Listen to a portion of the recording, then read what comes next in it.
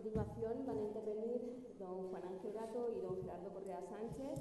Juan Ángel Gato es presidente de la Asociación Española de Protocolo y Gerardo Correa es el presidente de la Escuela Internacional de Protocolo. Sí, a ver. Buenos días. ¿Se oye? Sí. Muy buenos días a todos. Han podido ver que la mejor manera de sacar un aplauso es entrar en un momento que no se esperaba. En principio, en primer lugar, quiero agradecer a Lola, el alma de este encuentro, el alma de este congreso, importante encuentro. Quiero agradecer a mis compañeros de mesa y quiero agradecer sobre todo también a Juan Ángel Gato, que de verdad ha hecho un esfuerzo impresionante en la cuestión de estar aquí. Ha tenido líos familiares, ha tenido líos personales, pero aquí lo tenemos y creo que es importante el que el presidente de la Asociación Española de Protocolo se encuentre con nosotros. Voy a poner en marcha la presentación que traemos y podemos empezar a hablar. De alguna manera nosotros hemos planteado el qué es lo que pasa desde el Congreso de Viena hasta el protocolo actual. Queremos hablar del protocolo de hoy, porque es el que tenemos, es el que creo que nos interesa a todos. Pero, sin embargo, somos lo que somos por lo que hemos sido. Por tanto, deberíamos de empezar a hablar del Congreso de Viena, que de alguna manera es referente, es origen de esto. Pero todos sabemos, todos los presentes, sabemos que... voy a pedir, por favor, si me pudiesen dar un pasador de diapositivas. Está en la mesa. Vale, gracias. Todos sabemos que el protocolo de Viena no es que el Congreso de Viena no es el origen del protocolo. Entendemos que deberíamos de hacer una breve referencia histórica a lo que nos afecta al protocolo actual. Y la primera referencia que se nos ocurre es, pues fíjense ustedes, hace 3.000 años. Hace 3.000 años, la señora Murabi tenía problemas en su reino y de alguna manera tuvo que tomar medidas, además súper modernas. Estableció los salarios, con su famoso código, estableció distintas personalidades y estableció, fíjense ustedes, hace 3.000 años, en el siglo XVIII a.C., estableció 4 artículos de protocolo en su código. No solamente está la ley del talión, que eran las penas cuando se incumplían algunas de las normas impuestas. Además estableció 4 artículos y además ejerció una labor de comunicación tremenda, porque con los medios del momento lo que hizo fue poner en todos los sitios precedentes de su reino, en todas las plazas públicas, en todos los sitios lo que hizo fue incorporar, escribir el código para que todo el mundo lo conociese y nadie pudiese decir que es que no lo sabía. Empezamos a hablar de comunicación hace 3.000 años. Este señor, pues,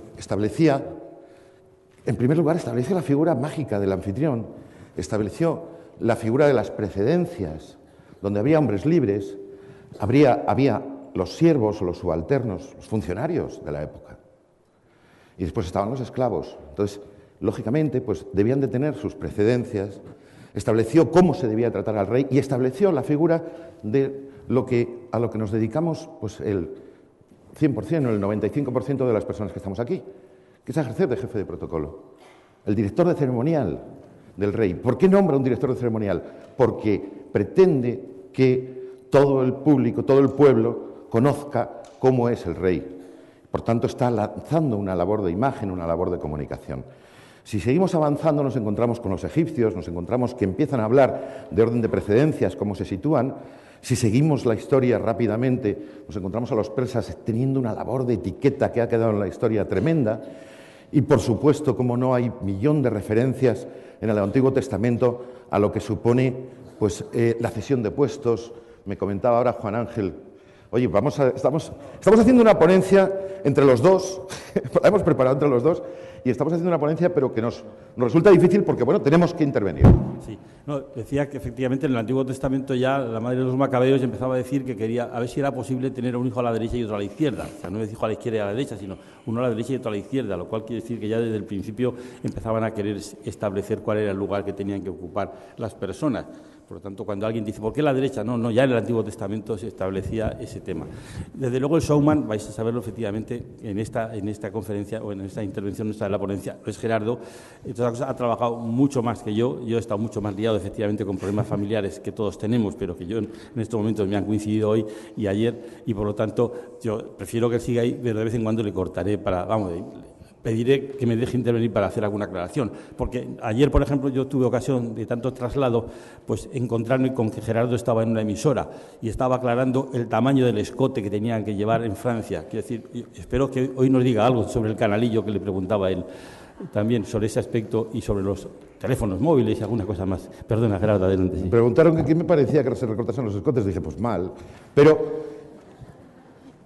Sin embargo, quise entrar en el asunto del dress code, del código de vestimenta que se debe utilizar en las instituciones, tanto públicas como privadas, a lo cual pues parece que no tenía mucho interés en la radio y lo que les gustaba era hablar del escote. Pero el escote nos lleva a ese código de vestimenta complicado. Yo saqué el debate en mi casa, mis hijos desde luego estaban absolutamente en contra de cualquier recorte. Yo preguntaba, pero no hay que llevar uniforme, cada uno puede ir como quiera, la imagen de la empresa. En fin, el tema, bueno, para un congreso entero, ¿no? Pero vamos a seguir. Esa breve referencia histórica queremos cumplir. Con el tiempo que se establece hemos participado en un montón de congresos y sabemos lo malo que es cuando un ponente se pasa en el tiempo, etcétera, etcétera. Entonces queremos ser respetuosos con el tiempo. Por eso pues ya pido disculpas un poco si vamos un poquito rápido. Breve referencia histórica y ya nos vamos de lleno a lo que es el Congreso de Viena. Yo creo que la primera referencia, ¿se imaginan que este congreso durase desde creo que era el 21 de octubre de 1814 hasta el 9 de junio de 1815? Bueno, pues pasaron muchas más cosas que en ese congreso que lo que se establece en los libros de historia en cuanto a las decisiones de repartirse Europa. Muchas más cosas que afectan seriamente al protocolo actual, lógicamente. Entre otras, lo que pasaron fue que se liaron a bailar sin parar y se generaron una serie de actos sociales tremendos alrededor de todo este congreso. Decía alguno de los embajadores, 200 embajadores acudieron a este congreso, decía alguno de los embajadores, este congreso baila pero no anda. Estos señoritos solo se dedican a bailar. Bien, entonces en este congreso de Viena hay unos orígenes. ¿Por qué se produce este congreso? Yo, cuando estudiábamos, porque dice él que lo he hecho yo, pero hemos hablado muchísimo, bueno, pues cuando estudiábamos las consecuencias del Congreso de Viena al protocolo actual, fue algo que nos dijimos, bueno, ¿y por qué se hace el Congreso de Viena? Entonces nos fuimos a mirar los orígenes y nos encontramos con alguien que hablaba de protocolo, que era este señor. Y que además decía esto, ¿no? Decía, perdónenme, estoy enchufando el a la pantalla. Decía, los hombres son como los números, solo adquieren el valor por la posición que ocupan. Posiblemente él se estaba refiriendo a cuestiones bélicas, pero seguramente tenía muy en cuenta las cuestiones protocolarias que Napoleón Bonaparte hacía. No lo voy a exponer, pero de alguna manera, esto parece que se me ha parado, entonces pues sigo por aquí. Digo, no lo voy a exponer, pero son unos hechos concretos, claros y concretos de lo que pasa con Napoleón y por qué se genera el Congreso de Viena. Al final acaba en 1814, después del declive, preparándose, hundiendo económicamente a su país con más de 600.000 soldados preparándose para la invasión de Rusia. En esos momentos y muy poco después pasó algo en Rusia que está pasando hoy, la famosa guerra de Crimea. Crimea siempre ha estado como los jueves, siempre en medio de todos los problemas en la humanidad. ¿Y qué es lo que pasa? Congreso de Viena, muchos meses, pero además, al mismo tiempo, están pasando otra serie de cosas. Y ya nos metemos prácticamente en todo el siglo XIX.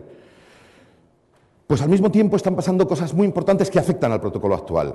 Está pasando que hay una industrialización tremenda y, por tanto, hay nuevas formas de comunicarse, hay nuevas formas, necesitamos materias primas, por tanto, necesitamos transportes, por tanto, nos tenemos que mover, por tanto, nos tenemos que relacionar con distintas personas. Hay grandes avances tecnológicos y grandes avances tecnológicos que afectan claramente a la forma de vida de las personas. Bien, y todo eso unido, vaya por Dios,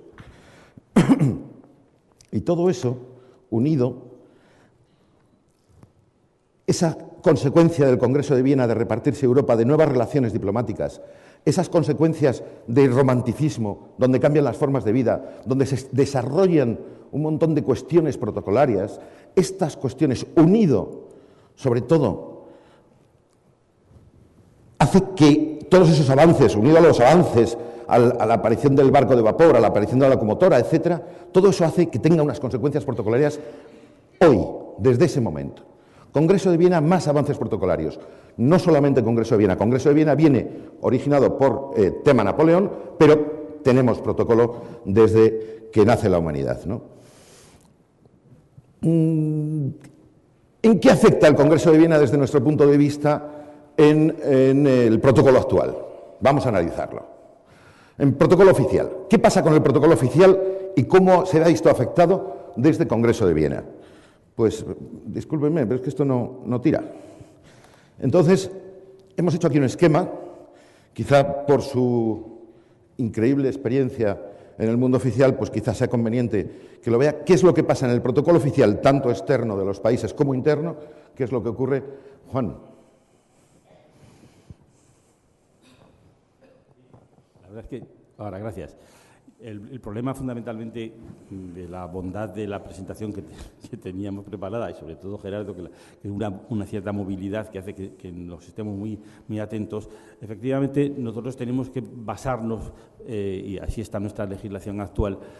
También quiero adelantar, efectivamente, que creo que hay un grupo de universidades que están dispuestas a trabajar en un campo de trabajo, un grupo de trabajo importante para ofrecerle a la Administración actual, ofrecerles una modificación o una actualización o una nueva ley que regule el protocolo en el Estado español.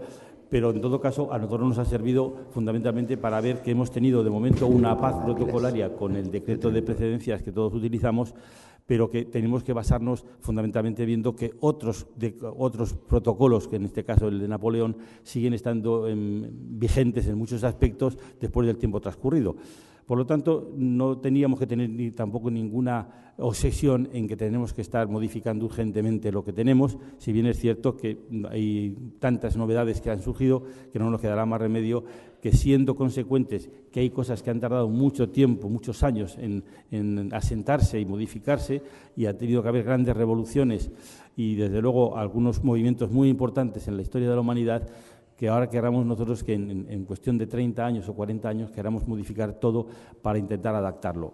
Por más que seamos muy críticos, en muchos aspectos a veces muy externos, pero como el protocolo es comunicación y nosotros lo entendemos perfectamente así, razón por la que la mayoría de los estudios están incardinados en el Estado español en ese terreno, nosotros incluso, me vais a permitir, como alguno de nuestros queridos escritores, que venga a hablar de mi libro. Quiero decir, hablar de mi libro es hablar del fenómeno que nosotros tenemos en estos momentos en España dentro del mundo profesional, para lo cual sabéis que tenemos una asociación, que creo que es la más importante, por lo menos en número, de las que hay en toda Europa y las que hay incluso en Iberoamérica, pero al mismo tiempo porque tenemos un proyecto fundamental, y es que vamos a crear, estamos ya creándolo, hemos firmado un convenio, una federación de asociaciones de protocolo o de estudios de protocolo y de protocolo, con el fin de dar un paso posterior, si el momento es el adecuado, para convertirlo en un colegio profesional. Creo que es fundamental para todos nosotros profesionalizar este tema y al mismo tiempo defender una profesión que hay que sentarla y cualificarla, y al mismo tiempo que sea reconocida de manera clara por la sociedad. Pero evidentemente yo creo que como el tiempo que tenemos es tan corto, y yo creo que el tema oficial, el protocolo oficial, es algo que todos dominamos, o fundamentalmente dominamos, yo creo que sería más importante en algunos aspectos, en las conclusiones o en las reuniones posteriores, hablar de este tema. Yo creo que es más ver toda la evolución que se ha producido desde el Congreso de Viena, que duró mucho tiempo, como ya decía Gerardo, que no es el caso de este Congreso, que ya nos gustaría que tuviéramos tantos meses de Congreso, pero ya veríamos quién lo iba a pagar, porque en este momento sería muy complicado.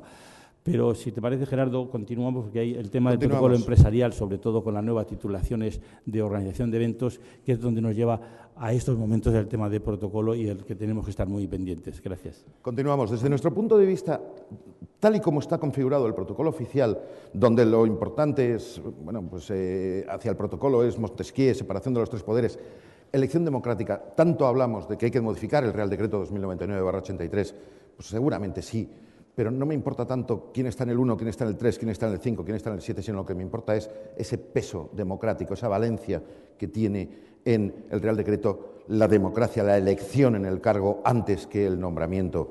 Y esto empieza ya en el Congreso de Viena, cuando se empiezan a organizar los países internamente, porque, ojo, el Congreso de Viena lo que tiene es un reparto de países, pero sin embargo se tienen que reorganizar. De ahí viene, pues después, la unificación de Alemania, viene la unificación de Italia, etcétera, etcétera, ¿no?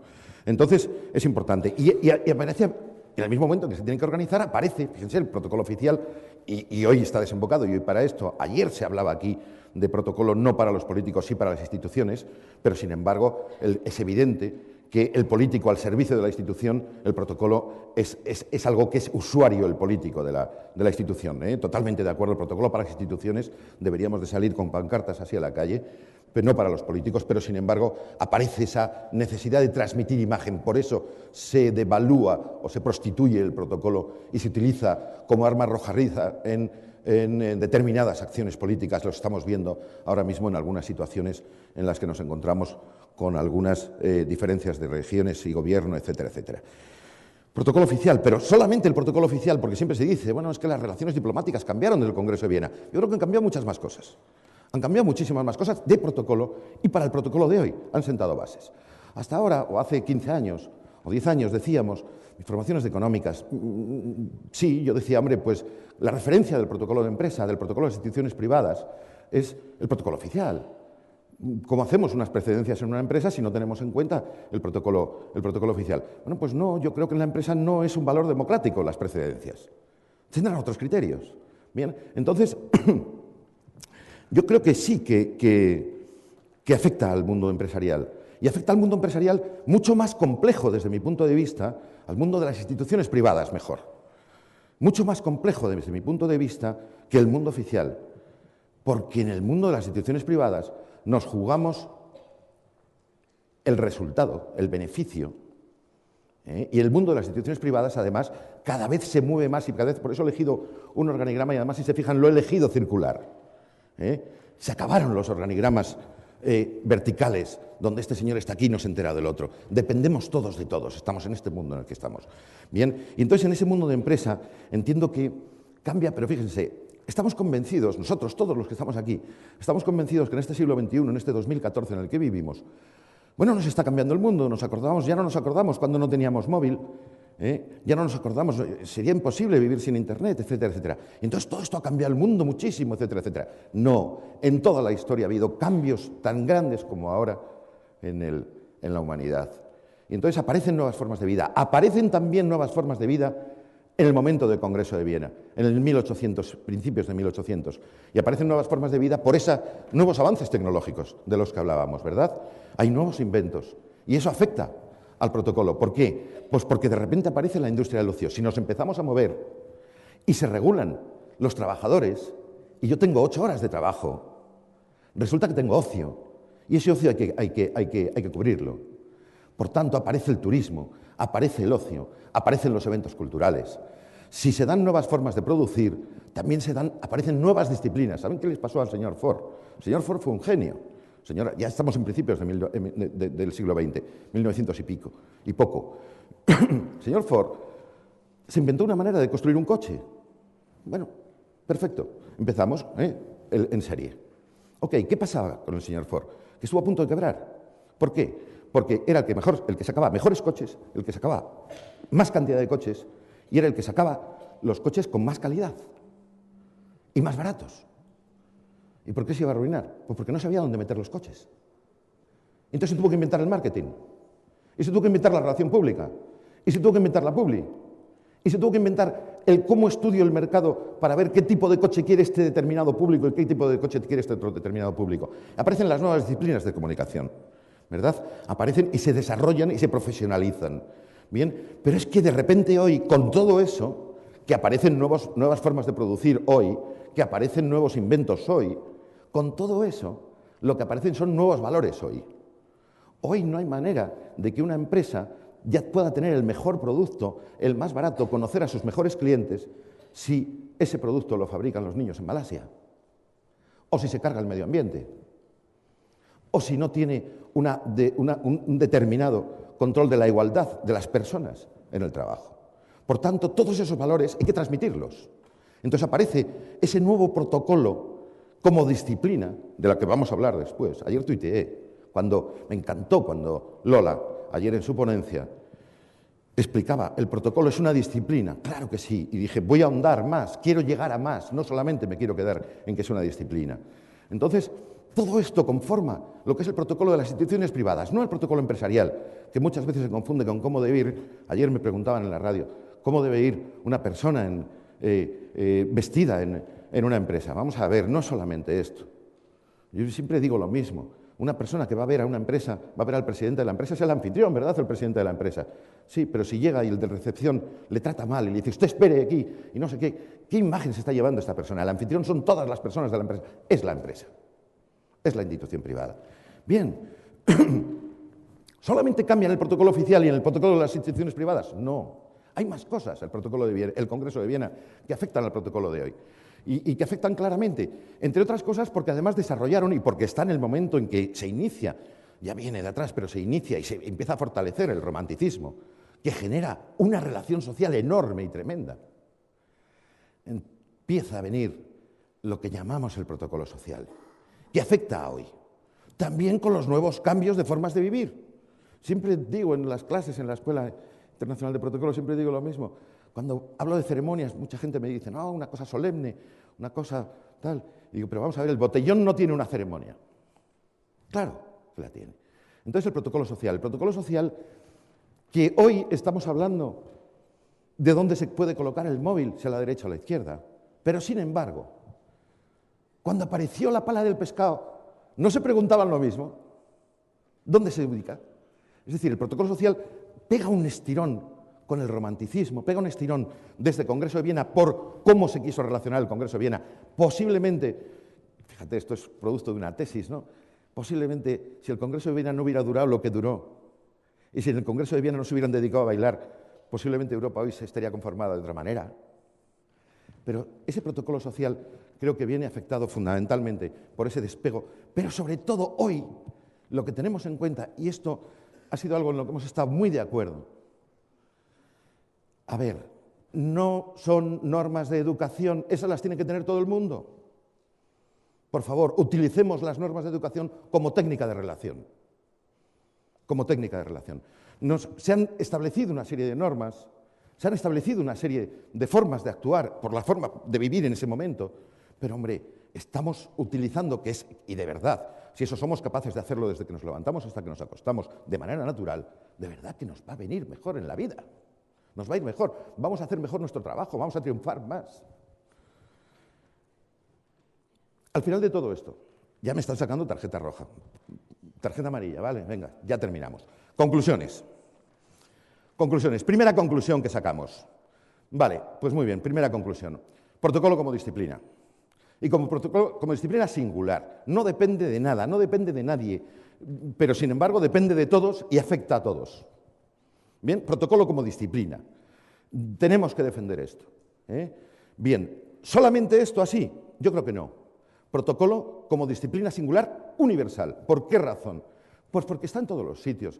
Miren, muchas veces, termino de verdad enseguida, me quedan 3 minutos, muchas veces, en vez de andarnos con, a ver, vamos a ubicar al alcalde, al teniente alcalde, no sé quién, delegado del gobierno, tal cual, tal, ¿saben qué pongo? Padre, madre, hijo, hermana del padre, tío de 30 años, yo qué sé. Digo, ordénamelos. Está en todos los ámbitos el protocolo. en toda nuestra vida, está en todos los sectores, en el mundo de la empresa, en la iglesia, en el deporte, y además todo eso afecta tremendamente al poder mediático, al ámbito del poder mediático en el que nos estamos moviendo. En la familia, pues es de la familia.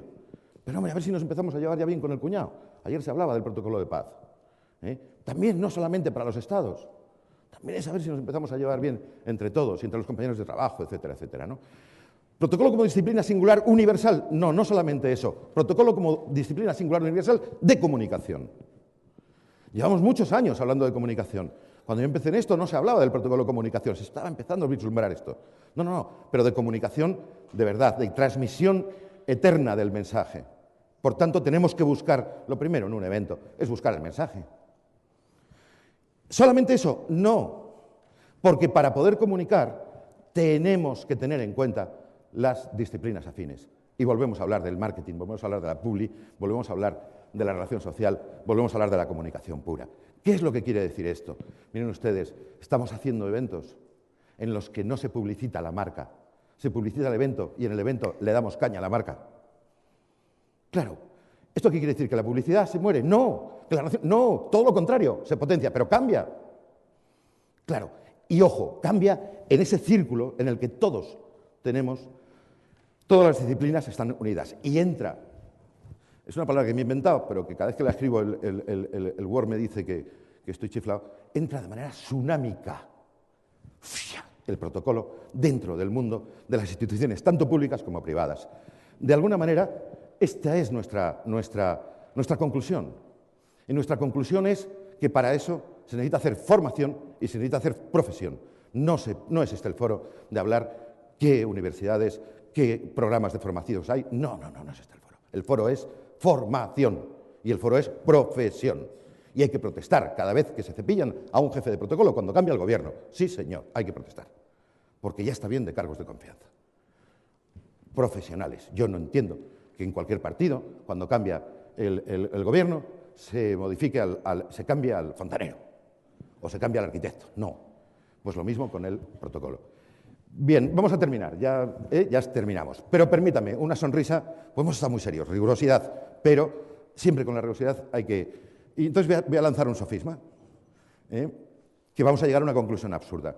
Si decimos que Sócrates es listo, y si decimos que Sócrates es rubio, ¿en qué concluimos? Ok. ¿Que los rubios son listos? Vale.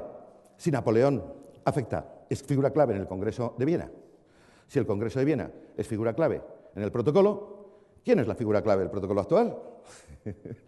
Napoleón.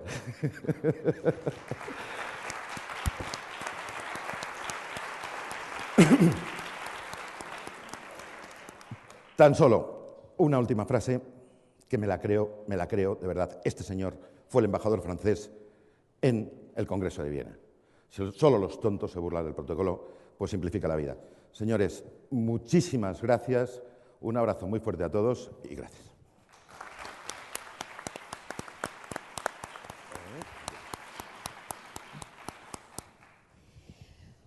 Muchas gracias al profesor Correas y al profesor Gato por esta intervención y les pedimos disculpas porque el profesor Gato, como ya les hemos comentado antes, tiene que abandonar la mesa porque sus citas médicas así se lo piden. Entonces, muchas gracias, profesor, por acompañarnos y por hacer este esfuerzo.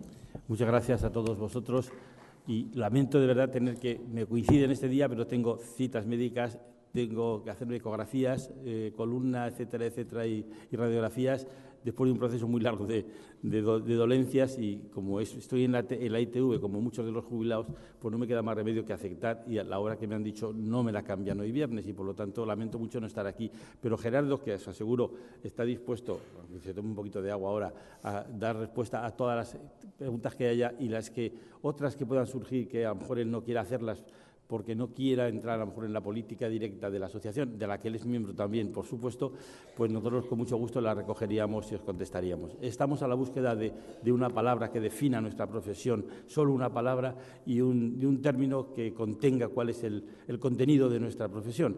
Y yo creo que eso es un tema también de debate quizá de otro nuevo congreso, que no dure tanto tiempo como el de Viena y al mismo tiempo que a mí me permita por lo menos poder estar un poco más tiempo con todos vosotros para poder hablar de lo divino y de lo humano si hace falta en estas cuestiones.